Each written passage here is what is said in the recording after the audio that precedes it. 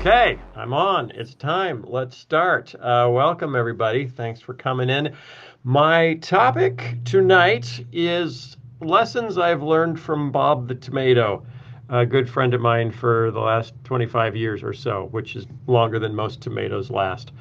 So I created VeggieTales initially the characters back in 1990.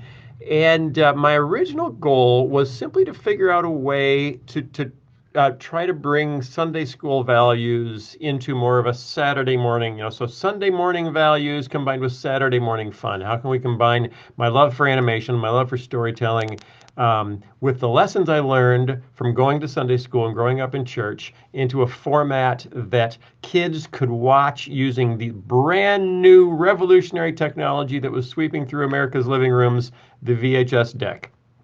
So this was before DVD, before iPads, before iPhones, before all of that stuff, before the internet, for heaven's sakes. We had VHS tapes.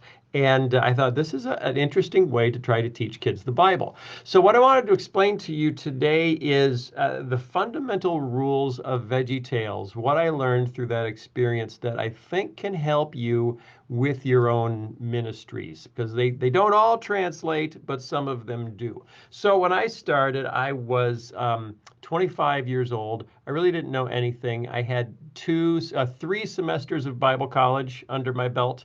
After 3 semesters of Bible college, I was invited not to return to Bible college because I had failed chapel. So I didn't get any more biblical knowledge. And then I was going to go to film school and learn how to make films, and I didn't make it there either. I ended up back at home in the Chicago area where I live, working at a video production house and trying to experiment with computer animation and trying to find a way to tell stories. And I realized way back then that the technology, this is 1989 when I started working on this idea. So this is 6 years before Toy Story, the first Pixar movie, the first CGI animated film. And I realized if I'm going to pull this off, my characters have to be really, really simple if I'm going to animate them myself. And I wasn't a terribly good animator either. So I realized they couldn't have arms, legs, hair, or clothes. And I thought, okay, well, what characters that are bald, naked, and limbless can I sell in Christian bookstores? And I thought, okay, how about it? The first thing that popped into my head was a candy bar. And I thought, okay, a candy bar. Well, that could be fun. Kids love candy. So I made a candy bar and I gave him a little face and I made him kind of bounce around. And I thought, that's pretty cute. This could work. And then I just got married and my wife walked by and saw the candy bar on the computer screen and said, moms are going to be mad if you make their kids fall in love with candy bars. And I thought, ooh, good point. Okay, what wouldn't moms be mad about their kids falling in love with? And the very next thing that popped into my head was a cucumber. So I made a cucumber on the computer. I took the face off the candy bar and I put him on the cucumber. And Larry the cucumber was born. And he was alone and it was not good. He was tall and thin, so I figured he needed a sidekick who's short and round. So a tomato, green and red are complementary colors. It was perfect. And they would become the Abbott and Costello of the vegetable kingdom. So I made Bob and Larry and thought, okay, now how am I going to teach? I could like retell Bible stories. Bob could be Moses, Larry could be, I don't know, Pharaoh. I don't know how it would work, and would teach, the lessons, like little lessons about thankfulness and forgiveness and kindness. And maybe we spoof TV shows like Gilligan's Island. I had an idea. We wanted to spoof great literature like The Grapes of Wrath, which we actually did. My friend Mike wanted to spoof War and Peaches. So we were coming up with lists of things that we could teach. And I thought, I didn't make it through Bible college and I didn't make it to film school. I might need some help staying out of trouble as I attempt to teach the Bible with vegetables. So fortunately, my mother at that time had just gotten her doctorate in Christian education. She teaches at Wheaton College. She just retired this year from teaching in the graduate school, and she teaches children's ministry. So, having a doctor of children's ministry for a mother is very beneficial. So I went to my mom, I sat down and said, okay, here's my idea. I want to use vegetables to teach Bible stories. So is there anything you think I need to be aware of? And she gave me 3 rules. And those rules guided every VeggieTales episode ever.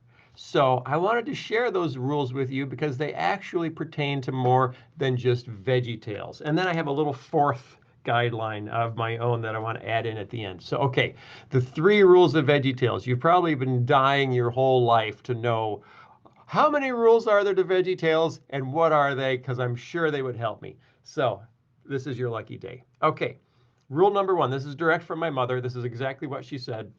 Thou shalt not portray Jesus as a vegetable. Okay, write that down because it's really important. Thou shalt not portray Jesus as a vegetable.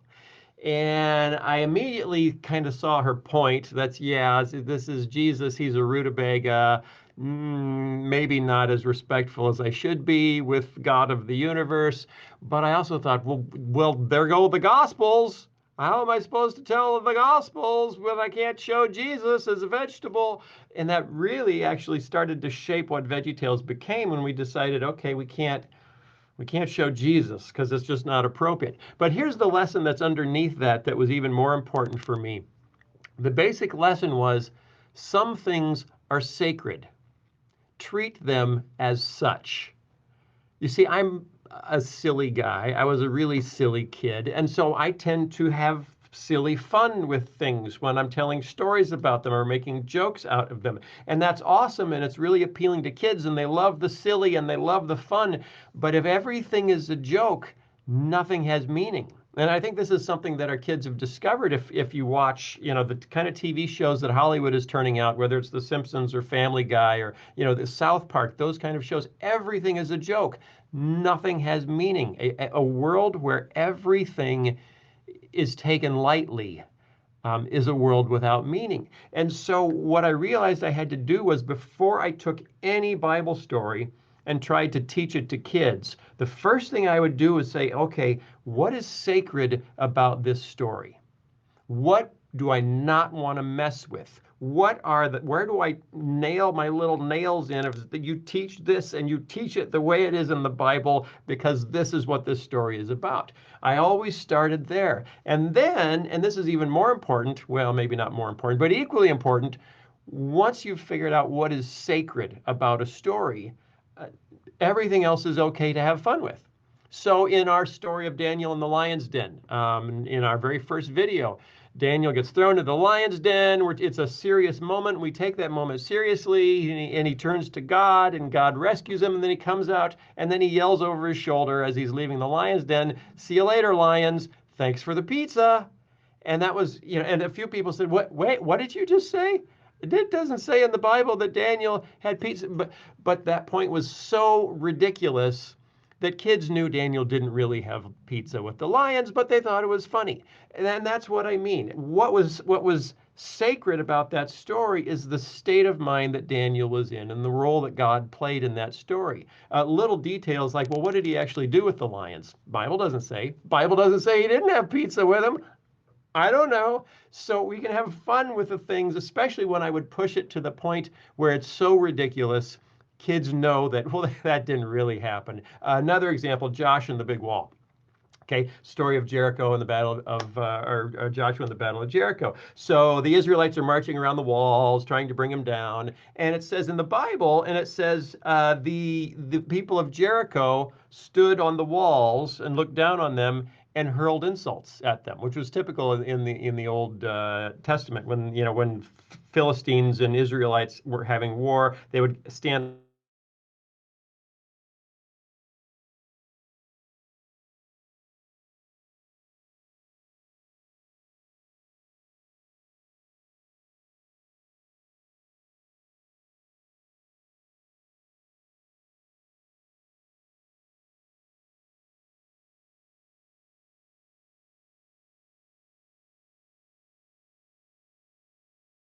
gonna dump my slushie on this guy that's walking around the wall. Well, that's funny, getting slushies. So now it's not even fun for the Israelites to march around the walls because they're getting slushies dumped on them.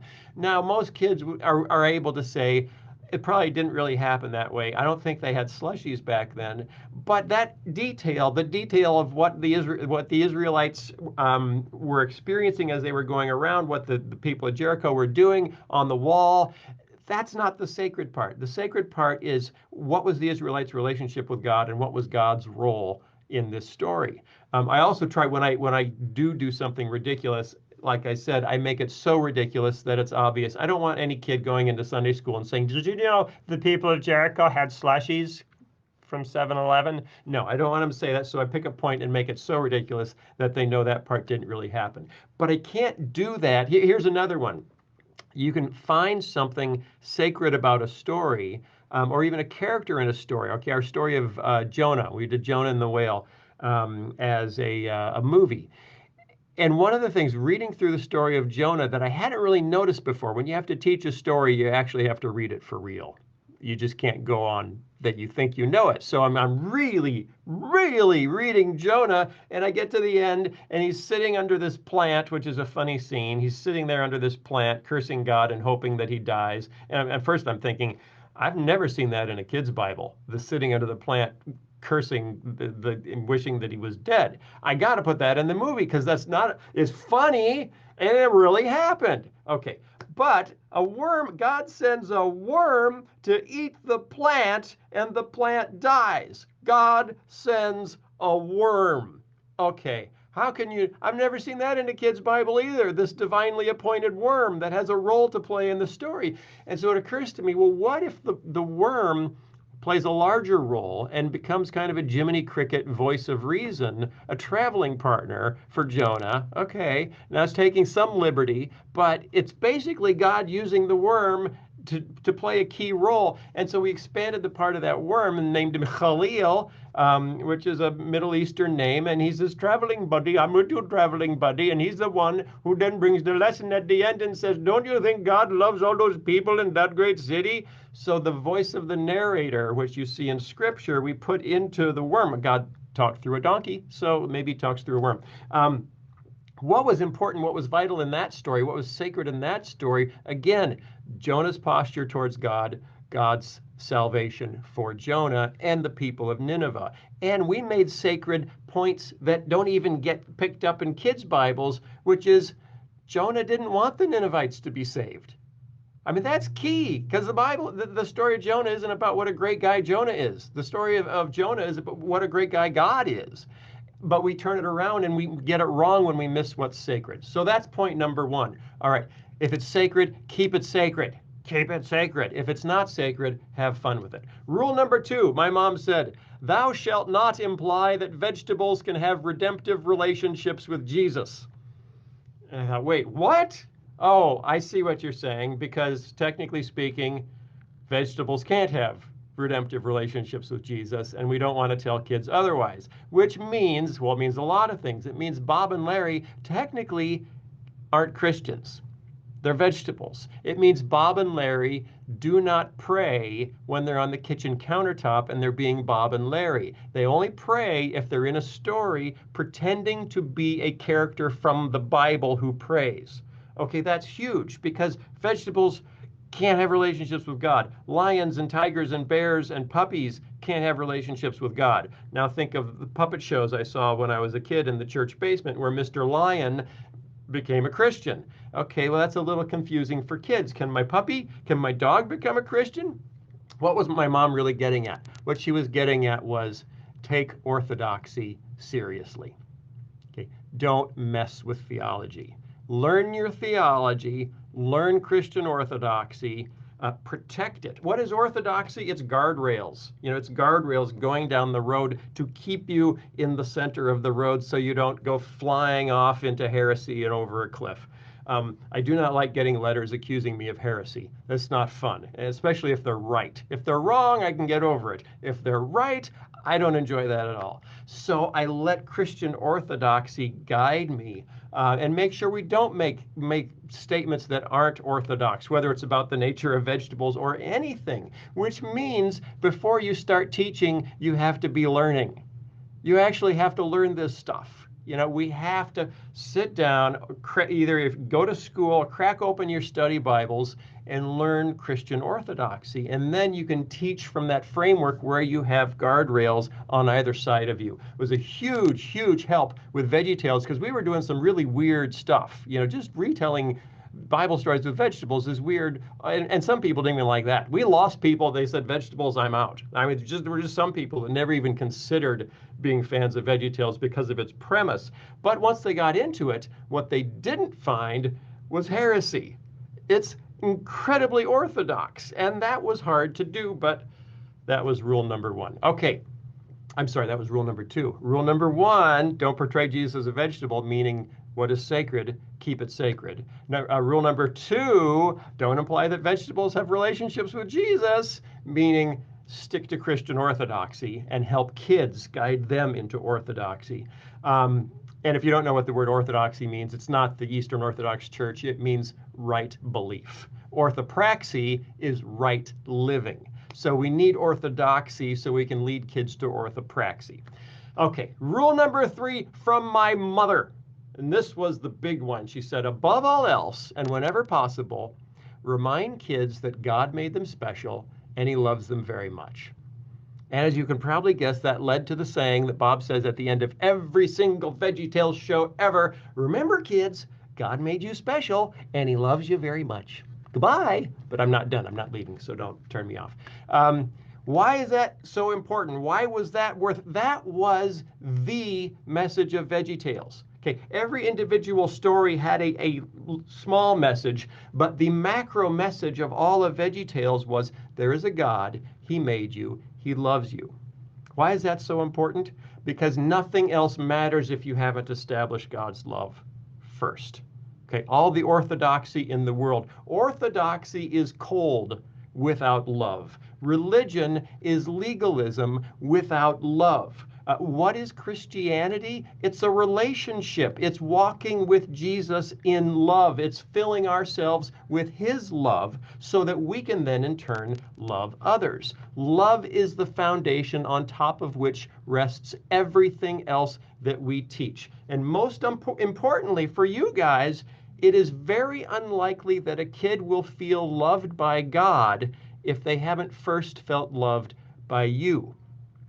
You are the ambassador of God's love for your kids. That's where it starts. And that's why that is in every single VeggieTales episode to hit kids over and over and over. God made you special and he loves you very much. Once we've established God's love, we can build on top of it the rest of God's characteristics. You don't want to teach anything to kids except on top of the foundation of love. So those are the three rules my mother gave me, and I think they can be a tremendous help. Thou shalt not portray Jesus as a vegetable. Some things are sacred. Keep them sacred. Thou shalt not imply that vegetables can have redemptive relationships with Jesus. Respect orthodoxy. Use orthodoxy as your guardrails, and then you can have fun within those guardrails. And finally, whenever possible, remind kids how much God loves them and made them special. And everything else you do, you build on top of that.